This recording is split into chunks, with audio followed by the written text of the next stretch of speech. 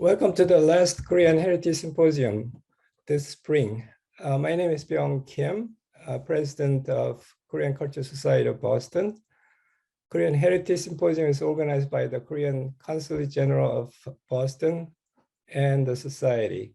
It is curated by Jae Lee, who serves as a chair of Society's Arts Committee. I'm delighted to introduce today's speaker, Professor Sunglim Kim at Dartmouth College. She earned her PhD from UC Berkeley, and she's associate professor in Dartmouth College right now. And her main research areas are the pre-modern and early 20th centuries, the Korean arts, such as rise of consumer culture in late Joseon dynasty, role of nouveau riche, what's called the Jungin, in production, proliferation and consumption of arts in late Joseon dynasty and as forth, and also the study of Korean woman painters, including Shin Saim-dang, Na Hyun-taek, sorry, it's kind of blocked, and Chun Kyung-ja. Okay. And she also received a prestigious Korean Studies grant from the Academy of Korean Studies in 2020. She's an author of Flowering Plums and Curio Cabinets, The Culture of Objects in Late Joseon Korea. She curated a traveling exhibition on Korean 책거리, books and things in US museums in 2016 and 17, and authored and co-edited the exhibition catalog entitled 책거리, The Power and the Pleasure of Possessions in Korean Painted Screens. And she's curating an exhibition, upcoming exhibition of Daesung Park at the Korean Institute at Harvard University and at the Hood Museum of Art at Dartmouth College in coming fall. And she's authored and edited the exhibition catalog, Park Daesung Inc. Reimagined. So we look forward to her the exhibition of Park Daesung and his demonstration and the conference and so forth. The title of her talk today is Tigers in Korean Folk Paintings. And in Korea, a tiger has been closely associated with its land, people, and culture. The map of Korea was seen as a crouching tiger, while Koreans see themselves identified with tigers. So in this talk, as you can see in this slide, so in this talk, she will be exploring Korea's long historical and cultural and the visual association with tigers, and various thematic presentations of the tigers in Joseon painting will be also examined in order to understand the development of Korean folk paintings, especially tiger and megapiece. So without much ado, here is the Professor Sunglim Kim. Thank you, Dr. Kim, for your very kind introduction. And I also would like to thank Korean Consulate for sponsoring this symposium, and Korean Cultural Society of Boston for inviting me to present my preliminary research on Korean tiger paintings. In fact, my research was inspired by the tiger and magpies posters that KCSB made for my talk. So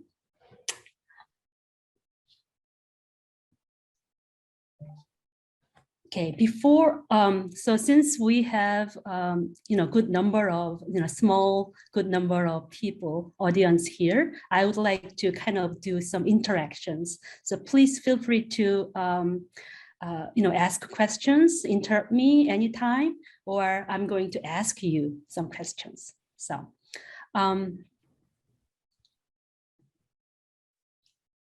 So before I start presenting tigers in Korean folk paintings, I would like to introduce about the painters of the Joseon dynasty. In conventional Korean art history classes, we learn about the two types of painters, scholar amateur painters and professional or court painters. Okay. In other words, some minor painters such as Buddhist painters, women painters, and folk painters are omitted, if not completely ignored in Korean history. And as you all know, social hierarchy, the Joseon was rigidly stratified society, and there were four distinctive classes. Okay, below the top, like Wang or kings and royal family, there were Yangban, Yangban literally means two orders and referring to civil and military officers. And below them were Jungin, the technocrats, okay, so-called the professionals, the lawyers, accountants, scientists, and painters, etc., scribers.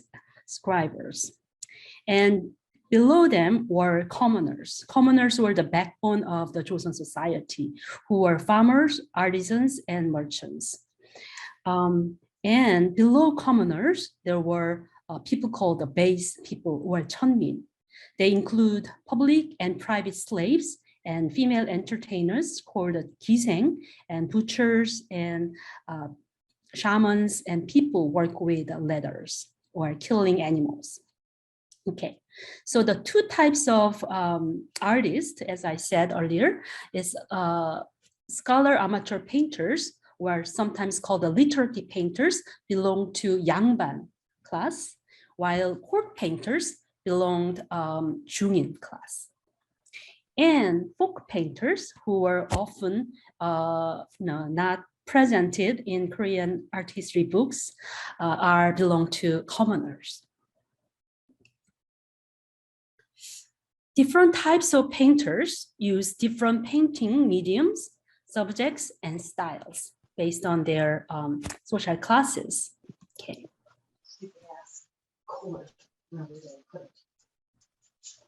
Any questions?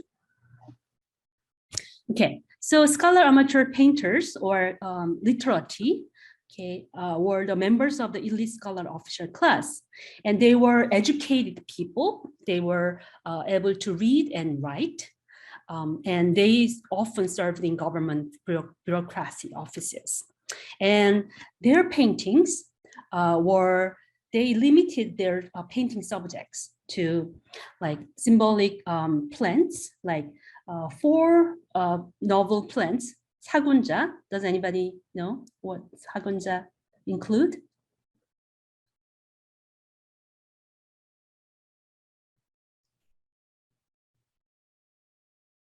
매, 란, 국죽, in other words, plum blossom, orchids, chrysanthemum, and bamboo trees. Okay, and they also painted landscapes. They didn't paint like beautiful flowers or beautiful women, etc., or objects. So, because they painted for self-expressions as self-cultivation and social exchanges, not for sale or for money. Okay, so therefore, their personal, like their paintings, style of their paintings was very expressive and sometimes very sketchy and not, detail oriented. And if you look at them, if you look at one very good way of kind of like differentiating their work from the professional painters is they were literate. As I said, they were able to kind of write. So they signed their works and sometimes inscribed the colophons, inscribe their poems or their appreciations, etc., on paintings. And they added seals. So if you look at these paintings, this is orchid painting by 19th century artist, scholar artist Kim Jong-hee, and you see a lot of seals. Okay, these are not only seals by the Kim Jong-il himself, but when he has like a gathering of like-minded people, he showed around, and the people who appreciated work kind of give their approvals, and sometimes writing their impressions, and also put the seal. So these are the seals of who viewed them, or later who kind of owned them, collected them. So these are collectors and artists and viewers seals. Okay, so these literary painters painted very often in monochrome ink on paper, not silk. While the professional painters who were employed at the court and painted for the court, and their painting subjects were much wider. They painted landscape, figure paintings, including the portraits, religious subjects or for women, and documentary paintings, because there was no camera to kind of like record the events, etc. And also they painted very colorful, decorative, and symbolic paintings to decorate to adorn the walls of the palatial halls and rooms. And because of that, their painting has to be precise to record. So their paintings are much kind of detail-oriented and objective, and sometimes symbolic and colorful. Okay, so their mediums were ink and sometimes heavy colors on silk and paper. Okay, and as you noticed, there's no writing on the court paintings, and painters don't put their like names or signs or seals. So, okay, folk painters. Because they were kind of often itinerant painters who, in other words, they kind of like, roam around the different villages and stay there for a while to paint for the villagers, and paid and leave, depart for another, another villages. And they are not necessarily literati, which means they don't know how to write. So they don't sign, and they are not formally educated or trained people. Okay, and they painted for sale, and their painting subjects are also very diverse subjects. However, it was not creative kind of subjects, but they were derived from court and literary paintings. Okay, so in other words, they kind of copy and kind of made with some variations. Folk paintings had specific functions, wishing for good luck, longevity, fertility, okay, and sometimes driving off evil spirits, and sometimes just for purely decorations. And in order to kind of like please people's eyes, the paintings were colorful, and it was a consuming kind of with objects. So which means they pasted directly on the wall. They pasted on the wall like posters, and after a certain period, they just took away and throw it away. Okay, so and they were kind of used for daily. So if this is Elizabeth Kies's painting of the interior of the Joseon house. And you see that Joseon people kind of like decorated their walls and windows and the house, like every place in the house with some paintings and calligraphy. These paintings, this Minhwa or some court painters' paintings were able to purchase. Okay, so if we know, if we see the Song of Hanyang by a poet known by the pen name Recluse of Han Mountain, Hansan Kosa, we see the kind of vivid depiction of the shops around the Kwangtong Bridge. Kwangtong Bridge is the 6th bridge on Cheonggye Stream, and there were shops known to be shops around the Kwangtong Bridge, which sell these paintings. All kinds of paintings hang at the shops by Kwangtong bridges. Screens of 100 children, banquet of the Queen Mother of the West, pleasant outing of Guo Ziyi, farming and silk, farming of golden hole at Jiangnan, and paintings of cranes and immortal peaches, and the Tang longevities and plum blossom, bamboo, orchids, and chrysanthemums are full closet doors. So here we see that it kind of like, this is a long poem, but it also teaches people where to put what. Okay, so plum blossom, bamboo orchids, and chrysanthemums are for closet doors. As for hanging scrolls, there is a scene of Seongjin from the 9-cloud dream, transforming flower into azure in front of 8 heavenly maidens. So Gunmong. Another scene has an 80-year-old Jiang Taigong, Kang Taegong, dangling his straight lure in the water, waiting for a while, as King Wen from Zhu, the state, comes to recruit the wise men. Another scene shows for Taoist immortals from Han Dynasty, and so on. So the painter, like here, he kind of was hired at the paper store or antique store or bookstore and produced the paintings and hung outdoors and for sale. So with this information, I would like to move on to the tigers in Korean cultures. As Dr. Kim showed, the Koreans are kind of like to represent themselves as a tiger people, or Korean peninsula as the tiger.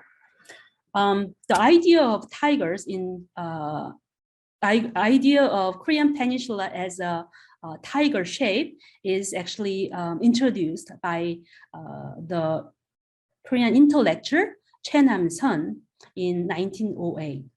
Okay, it was reacting kind of against by the presentation of Korea as a rabbit. In 1903, the Japanese geologist Koto Bunjiro came to Korea to do the land survey, and he said Korean peninsula looks like the shape of rabbit, and people kind of felt very uncomfortable and wanted to kind of reboot. So Choi Nam-sun introduced that drawing of the Korean peninsula in the shape of a tiger in the youth magazine called the Sonyeon in 1908. And ever since then, Korea became kind of the, we see a lot of Korean map and presentation of in the shape of tigers, crouching tigers. When Korea first hosted the Summer Olympics in 1988, the mascot was stylized tiger called Hodori. And 30 years later, in 2018, when the Winter Olympics were held again in Korea, the mascot was a white tiger called Suhorang. Likewise, Koreans identify themselves with tigers and believe tigers represent Korea. Korean tigers are the Siberian tigers, the largest cats in the world. Over 70% of Korea's land is mountains, and the Korean peninsula was the home of Siberian tigers until the early 20th century, when tigers became almost extinct now. Siberian or Amur tigers is one of the larger tiger subpopulations and averages about 3.3 meter in length, which is about 11 feet, with a tail measuring about 1 meter, about 3 feet. Adult male Siberian tigers can weigh up to 320 kilograms, which is about 700 pounds, while females are significantly smaller, weighing up to 180 kilograms, about 400 pounds. Their coat color is lighter orange than other tiger subpopulations and becomes even lighter in wintertime. Their coat is longer and thicker than other tigers because of the colder climate, and they have a thick mane around the neck here, as you see, and extra fur on their paws, which protects them against the cold again. In the wild, Siberian tigers live 10 to 15 years, and in captivity, they live nearer to 20 years. And Siberian tigers are distinguished by their stripes. Similar to people's unique fingerprints, no two tigers have the same stripe patterns. And tigers are solitary animals, marking their scent on trees to keep other tigers away. They roam many miles and hunt often. They stalk their prey, which include elk, boar, bears, and deer, until they are close enough to pounce. So they generally eat about 9 kilograms, about 20 pounds of meat in one sitting. But if they are very hungry, they can eat up to 27 kilograms or 60 pounds. Today, an estimated 500 or 550 tigers can be found in Hamgyong province in North Korea and the border area between North Korea and China, and as well as in the Russia, the Far East. In Korean history and mythology, tigers have appeared very often.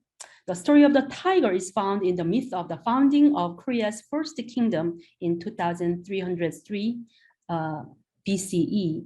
According to Samguk Yusa, or Memorabilia of the Three Kingdoms, which is the collection of legend, folk tales, and historical accounts relating to the three kingdoms and other periods and states before, the Son of Heaven came down to rule the people on the Korean peninsula. And one day, a tiger along with a bear came to him and fervently asked him how they could become humans. The Son of Heaven asked them to go to a cave and stay there for 100 days, eating only cloves of garlic and mugworts. The impatient tiger left the cave before completing its mission, while the bear transformed into a woman after 100 days. This bear woman later gave a birth to Dangun, who became the forefather of the Korean people. After the ruling for 1500 years, Dangun went to the mountain and became a mountain god, or the spirit, and the tiger accompanied him as a vehicle and guardian. As seen in this Korean Sanshindo, or painting of the mountain gods. So you see the sometimes the Sanshin is riding on him as a vehicle, or sometimes they were like interconnected, like and he is kind of like sitting as a kind of servant or assistant. Okay, in this painting, do you find anything strange in tiger painting or tiger presentations?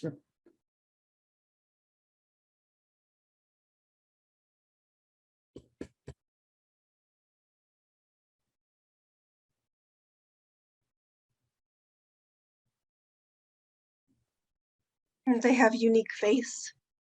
Mm-hmm. Very good. Yes, they have very. The tail looks snake to me. Yeah. Great. They have dots. Uh-huh. Here. And the cubs. Yes, they have cups. So this is a little confusing to the Westerners because when I say tiger, tiger has very distinctive stripes. But here, this is the tiger and cubs, tiger playing with his cubs. But here we see not the tiger cubs, but leopard cubs. And even in tiger painting, it has the combination of stripes and dots. This is because Koreans call the 호랑이 범. However, 범 means like leopard. So 호 is 호랑이 and 범 is leopard, 표범. However, they kind of like put them together and call the 범. So as their name refers, so let me see. Like tigers, leopard lived in Korea, the Korean peninsula, even up until just a decade ago.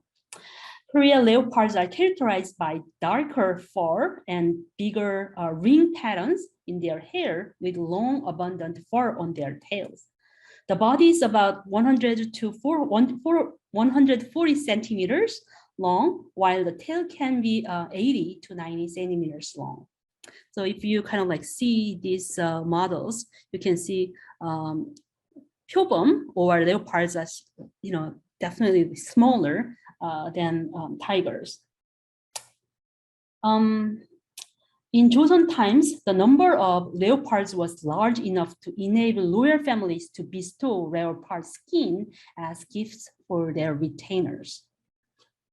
And as I said, Koreans called them 범 together and kind of thought them not much differently. So this is the painting of the tiger family painting, but we see tiger kind of playing with the leopards and like a kind of family, big family. So this kind of like shows how kind of tigers were everywhere. So, Koreans were so familiar with tigers. This painting by Jo Hyung-pil, I believe, is he depicts like 78 tigers in different poses in the mountain settings. During the Three Kingdoms, Goryeo and Joseon periods of Korean history, tigers and leopards appeared not only in mountains, but villages and countrysides, but also in the city, but even within Gyeongbok palaces, and harmed people and livestock. There are 635 historical records about the activities of tigers in the annals of the Joseon dynasty. Numerous historical documents record that people were beaten and killed by the tigers. So the government and local officers hire the hunters for tigers. So tigers were the most kind of fearful beings to Koreans. In the early 1890s, Arnold Savage Landor, an English explorer and writer, visited Korea and described the country as being full of enormous tigers that were fond of human flesh and terrorized the Koreans despite their almost religious veneration of these great felines. So this is the 1909 French kind of like journals and depicting the reign of tiger in Korea. The Landor also wrote on his book called Joseon, The Land of the Morning Calm, that even the walls of the town are no protections against them. Not unfrequently, they make a nocturnal excursion through the streets, leaving against early in the morning with a farewell bound from the rampart, but carrying off inside their carcasses some unlucky individual in a state of perp. He also wrote that even when walking down the street, Koreans try not to be the last one in a group because they believe that a tiger can suddenly appear and attack the person at the rear. Thus, he concluded that people of Joseon were afraid of this ferocious beast, but at the same time, they worshiped the tiger, asking for its forgiveness and its mercy. So I would like to look at more tiger images in Korean art. The earliest depictions of tigers are on the rocks of Ulsan in southeast Korea. On a huge rock in the Bangudae area, about 5 meters high and about 8 meters wide, various animals, about 500 animals, hunting tools, and human figures are drawn in abundance. The rock is covered with various land and sea creatures such as tigers, leopards, deer, wild boars, foxes, and wolves, and seals, shark, turtle, and whales, as well as human hunters and fishermen. These are engraved in detail that we can recognize. We can see and recognize their activities, such as human hunting animals, fishermen catching fish in the sea, a shaman wearing a mask, and animals trapped in nets or fences. So we can see the striped tigers and dot kind of leopards. There are about 20 of them here. Scholars believe that Bangudae petroglyphs were not drawn by one person, but were drawn by villagers over many generations during the Neolithic and Bronze Ages, that is between 8,000 and 400 BCE. As seen in Bangudae petroglyphs, people hunted tigers early in history. This hunting scene of tigers appears in Goguryeo tomb mural paintings. Here, a horseback riding warrior is chasing a tiger, aiming his arrow, as you see here. However, the tigers were considered much more than merely a wild beast. It is dignified as a deity along with other mythical animals like the phoenix, dragon, and tortoise and snake combination, representing one of the 4 cardinal deities. This theme of the 4 cardinal deities introduced Korea from China, and these 4 cardinal guardians appear on Goguryeo tomb of 4th to 5th centuries. The 4 directions are guarded by the blue dragon, Cheongyong, on the east, the white tiger, Baekho, of the west, the black warrior, Hyunmu, tortoise and snake combinations of the north, and red phoenix of the south. In these mural paintings, the white tigers were stylized. It's not realistically depicted, but more kind of idealized or stylized with long, kind of like long elongated body and with wings and a flaming mouth. During the unified Silla period, the idea of the 12 deities or Chinese zodiac, 12지신, came to Korea. These 12 sacred animals consisted of, I think everybody knows about the 12지신, the 12 zodiac. If you go to Chinese restaurant, you often see the table mat with 12 animals. I will just quickly go over. Consisted of the red ox, tiger, rabbit, dragon, snake, horse, lamb, monkey, cock, rooster, or dog and pigs. So these animals were sculpted in stone and placed around the palaces or royal tombs during the unified Silla, Goguryeo, and Joseon periods. So this is the ink rubbings of these 12 zodiacs animals from the tomb of Kim Yu-shin from the unified Silla period.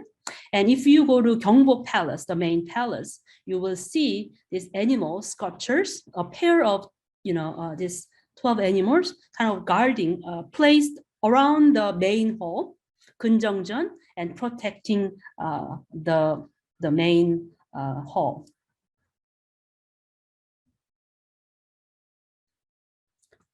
Tigers, the most fearful and threatening of this beast, became powerful being of protection and worship.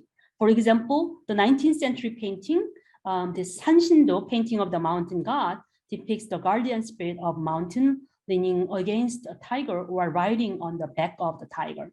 The tiger is also known to do errands for the mountain's guardian spirits, which wishes for peace and well-being for the villages. Thus, the tiger was ordered by the spiritual guardian of the mountain to enable protecting. And in Buddhist temples, there is also a shrine called Sanshinga that holds a painting of this Sanshin, mountain god, and a tiger on the back.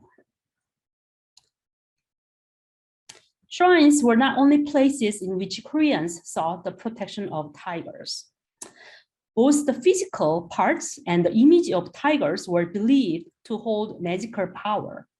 Koreans used the tiger's skin to cover, or leopard skin to cover, newlywed bride's palanquin to scare off evil spirits. And because they were very expensive and hard to get items, the painters actually produced the tiger skin paintings to replace the actual paintings. I have a question. Yes, please. When you had said earlier about the folk paintings, and you said they would draw like pictures to ward off evil. So what exactly, like I know you had talked about the 12 animals and how they would protect the main hallway, and then the tiger would protect the tiger skin would protect the newlyweds. So like what exactly would those pictures that be of that they would be painting to ward off evil? Would it be like of the animals, or would it be of tigers? Is there like a symbol in Korea that represents warding off evil? Yes, tigers were kind of like, they were the object, the subject of threatened or scared, but they believed in the strong power there. So they kind of hope by painting them, they hope the kind of this magical power is transferred to the painting, so that scare off the kind of bad lucks or bad like evil spirits. Did I answer to your questions? Yes, thank you. Oh, yeah. Also, it's very interesting that during when later in Joseon Dynasty, when the French or the Western, like Americans, the ships came to Korea before Korea's a treaty with Western powers. A lot of the tiger hunters came to, because they were kind of considered the most brave and strong people among Koreans, with a flag of tiger, white tiger, to fight kind of against or resist, these Western barbarians. So yes, tiger is kind of like the symbol of very powerful beings. And yeah, so here, if we look at here, is a tiger's like claws or nails or teeth, and they made kind of amulet out of it, again, to kind of like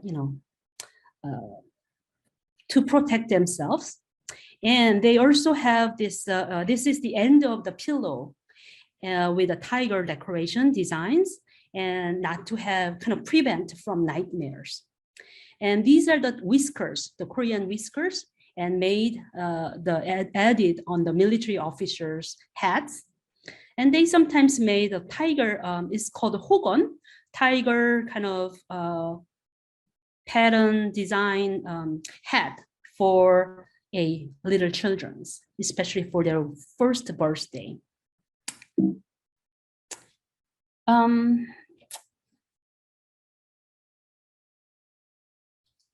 So also you see the military officers as well. I mean, there were a lot of tiger skins to give out.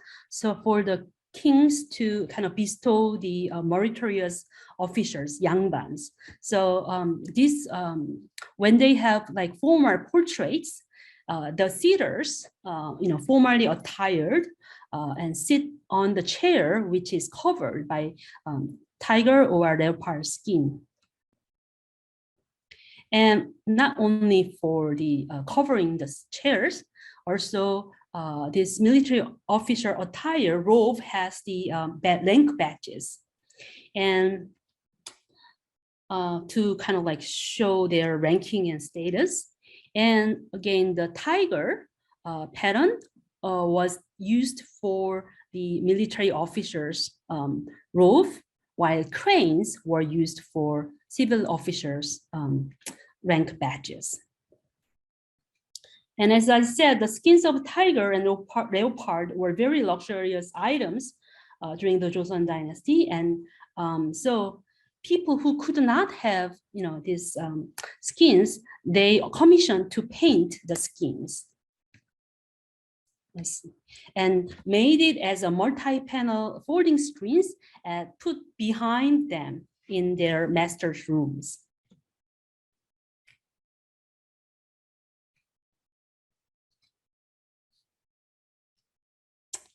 During the Joseon Dynasty, tigers appeared in paintings for various reasons.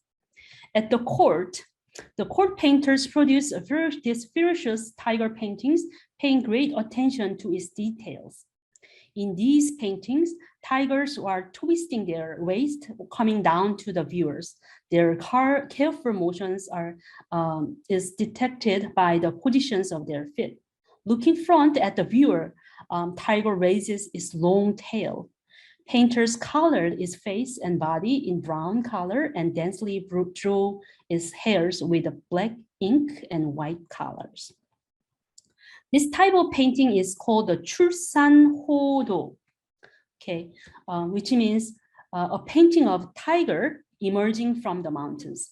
And this composition is thought to have been first painted by the Chinese painter Zhao Miaoguqiu in Song Dynasty, and was produced a lot during the Ming Dynasty. So this is the Chinese painting, which is attributed to this the painter Zhao. Okay, we are not sure if it's an authentic work or later copies, but during the 17th century, this type of, the prototype or Chinese Ming painting of tiger was introduced to Korea, and soon the Korean court painters like to paint. So you can see some similarities of their pose and kind of like compositions, with some kind of variations in tails. And another very popular kind of like subject was the tiger playing with his cubs. Okay, and this is again the Chinese painting of tigress with cubs under the pine tree with the magpies, kind of charting.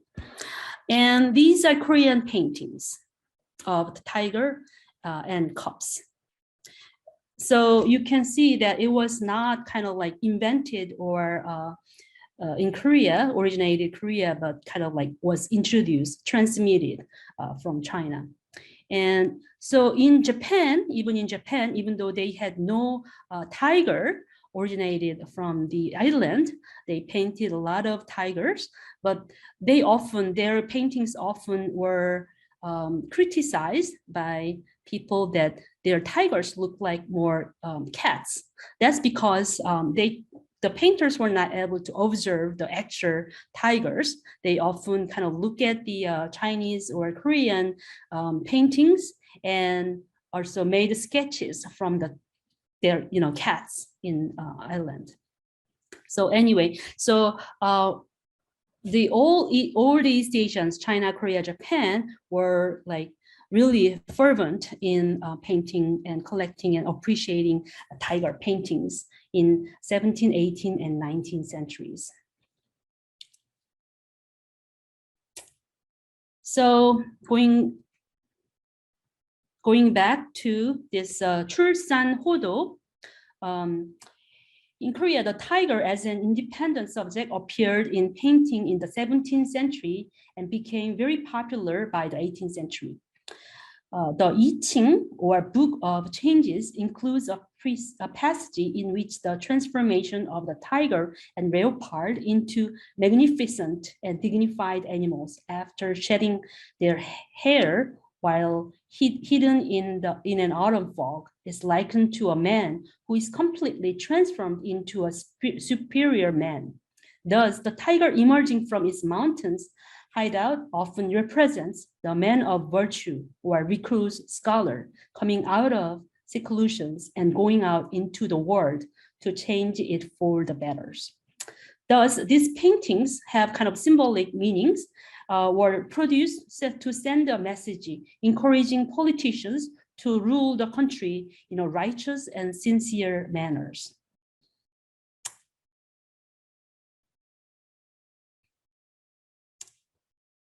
Okay, so okay, I will skip this.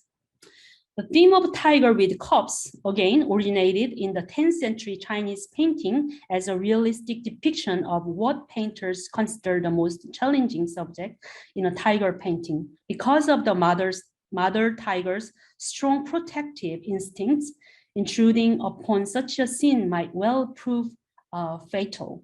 The earliest recorded painting of this theme was by the Five Dynasties painter Li Guizhen, and he built a tree house in the mountains and carefully watched the scene to paint. This theme was followed by the Ming court painters and soon spread to Korean and, as we see here, and Japanese painters. So please pay due attention on these compositions and the themes.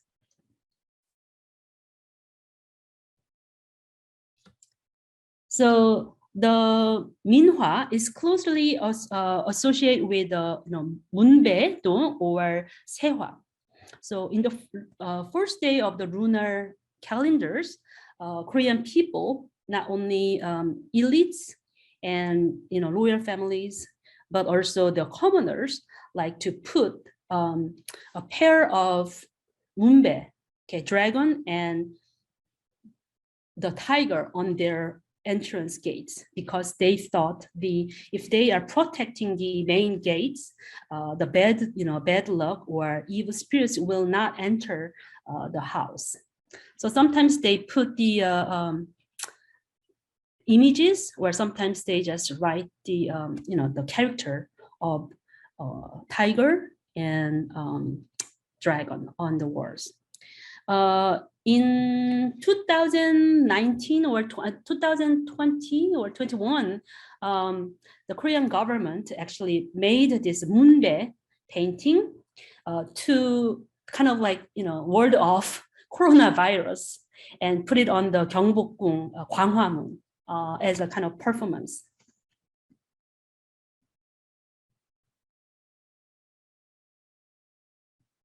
Okay, so I will just quickly, we are approaching the 50 minutes, so we'll quickly move on. So here, by the 18th and 19th centuries, before the war, Korean art, the paintings were exclusively for the elites or very wealthy people. But by the 18th and 19th century, the commoners were able to enjoy this minhwa or cheap kind of consuming works. And there were books or kind of guiding books where to help people to put which kind of paintings and where. So these are, as I said, folk paintings are kind of like the subject matters are derived from the literati or court paintings. And you see that these are kind of court paintings, kind of meticulously and executed by the trained artist, but this is more kind of like folk painters. Okay, once a year, sometimes the painters, like court painters, put these under drawings, kind of like out there, and the local kind of painters came to copy them. So this is called the 본그림, or underdrawings. So you can see these, some kind of similarities in their compositions, because they were painted based on these underdrawings. However, in Korea, unlike Edo Japan, Koreans did not produce multicolor woodblock prints, okay, while Japanese did. Instead, we had folk paintings, okay, and very known folk paintings. As you see here, they kind of like this. A lot of folk painters painted this magpie, tiger and magpie, based on this underdrawings. Okay, they kind of stylized them or personalize them, and so each painting is very unique, and no one painting is the same. And also another, so here we see that the painting and magpie, tiger and magpies were very popular subject, as they were kind of protecting the bad omens, and the magpie, the bird, was usually considered as harbinger of good news, or the messenger between this world and another world. So here, so it's protecting, at the same time bringing kind of hoping for auspicious news coming from afar. So another very characteristic of the Korean tiger folk paintings are that no other countries make tiger this humorous and silly, sometimes some stupid looking. And the tiger, as I said, in Chulsan Hodo, were representing the elites or high officers. But by making them this kind of foolish, they are sometimes mocking some corrupted or unjusted officers. And compared to tigers, like the small kind of magpies were representing the people, the commoners. And here in these paintings, they are kind of like, talking and kind of sometimes like giving some suggestions or advice and making fun of tigers. And that's also a very unique characteristic feature of Korean folk paintings, making fun of these fearful animals. So they kind of neutralize with this tiger fist animals with a humor and satirical kind of manners, and and also making this unique and humorous kind of naive manners, and enjoy them on their houses. And I think this tiger and magpies, the spirit behind this painting still has some in Korean people. So when I see, the recent kind of like political situations with the candlelight visuals and stuff, okay? So, this is very kind of preliminary research for me to kind of analyze and think deeper and relate it to the Korean people's ethos and recent kind of political or social situations. But definitely there is something more than just as a mere folk paintings. So, and I'm happy to hear your comments or suggestions or questions. So I would like to conclude my presentation here. Thank you.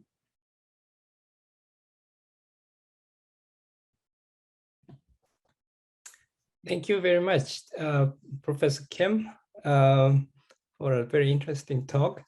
And see, are there any questions? If you're shy, you can write them on the chat.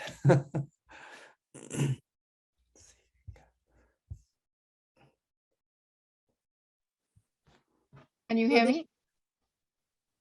Yes, I can hear you. I have a question. May I ask it? Sure. In one of the earlier paintings, you had a man sitting on a tiger and he had a halo. So I presume that means he was an immortal or a holy man or something. And I'm wondering how that tradition of putting the halo on a revered person, how old is that in Korean society? Thank you. Very good. Well, Korea had like a had the Buddhisms and Buddhist, on Buddhist paintings, we see the Buddha has the halo behind it.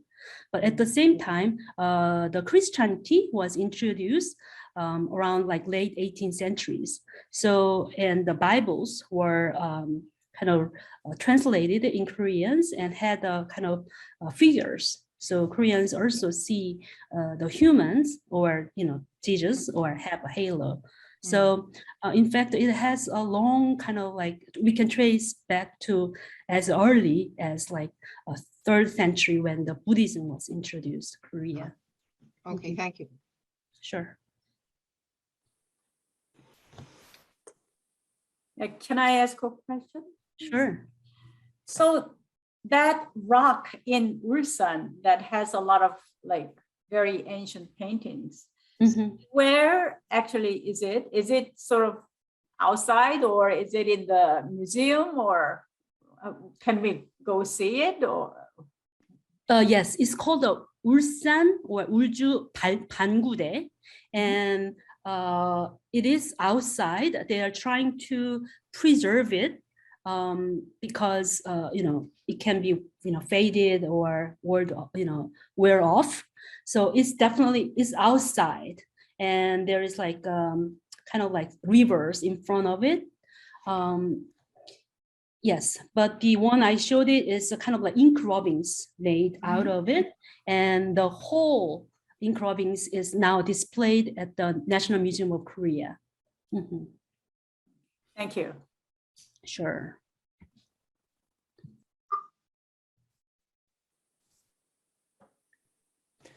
So I have a question. Yeah. So what is tiger paintings were painted by folk painters, meaning common people, but but still they are professional painters, right? I would say they were professional, meaning that they kind of painted for money. But they are, so there were kind of like, we don't know much about these folk painters because they didn't leave any names or signs because, many of them were illiterate. They didn't know how to write their names or didn't leave any record of it. So that's why they are all anonymous. Also, but at the same time, there were court painters who kind of like did part-time jobs selling out these paintings. So that's why it's a little confusing which one is like court paintings and which ones are kind of folk painting. So many times, sometimes, or people kind of call the court paintings like paintings of peonies for the court as because it's colorful and flowers. They sometimes refer to it as a Minhwa or folk painting, but it's very hard to kind of like clearly distinguish or differentiate unless if there are any clear technical differences. But the reason is that court painters also did paint for sale outside of court, and people were wanted to enjoy what the king enjoys or the Yangban enjoys. So yeah. How about the owners? Wow, who owned these paintings? Like only both upper class and common people? Both. I think by the 19th centuries, not only Yangban or Jungin, but the commoners were able to enjoy them and own them. I have two questions. Mhm. First one is about the caricature, the painting of the tigers, and you mentioned that that is kind of satire of a corrupt bureaucrats and officials. And who hangs them in the house? Wouldn't they be afraid of being punished to make fun of the officials? Yes, I don't think they, so to begin with, the tiger and magpies are the kind of munbe or Minhwa paintings. So the original kind of function is to, scare off bad evil spirits and bring the auspicious animals. And so this is like later interpretations of looking at them very, mocking the fun of, the officers. Mhm. Okay, so I don't think they will see it and get it, even though they were like, Yeah. very, kind of sneaking way to do it if they do so. It's subtle. And my Well, second question is, if there is another animal besides tigers and magpie that symbolize certain the aspects in Korean culture that people used to draw. They love dragons. Mhm. And let's see what else. So besides dragon, tiger, they also put the dogs and rooster were the kind of another very auspicious animals. And many different paintings of animals are included in different types of paintings. For example, in the 10 longevity, the painting of 10 longevities, there are, Tortoise. the turtle, yeah, and the antlers, I mean the deers, etc.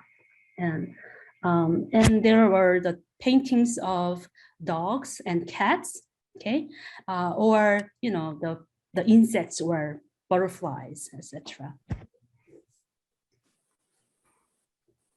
Okay, is there a last question that we can entertain? This is not a question, just a comment. And I learned a lot. And I thank you so much giving us this opportunity. And also I was happy to see they mimic and comically draw teasing criticize some high position as a similar, just like comic book modern era. And I really happy to see those things happened those days. And I appreciate your lecture today. Thank you so much. Thank you for coming. And Yeah, thank you. Thank you very much, Professor Kim, and all those who came and also who watched at the Facebook. And this is the last presentation in the series of Korean Heritage Symposium this spring. So we are going to come up with the topics probably next year, probably in the spring too. And if you want to watch the past 2 days and past presentations, the symposiums, you can subscribe YouTube channel by entering KCS Boston, and you'll find all the past symposiums, including music symposium too. And also the Korean, again, this is sponsored and presented by the Ministry of Foreign Affairs of Republic of Korea, and they'd like to get some feedback from you. So if you are kind enough to go to the link and do the survey. That will be very helpful to us to secure some more funding later on. And I'll make sure that you'll get the link in the email. So you can expect that in the next couple of days. Again, thank you so much, everyone, and particularly the Professor Kim for a very interesting and in-depth the exploration of the anything with tigers and Korea. Thank you. Thank you. Thank you. Thank you.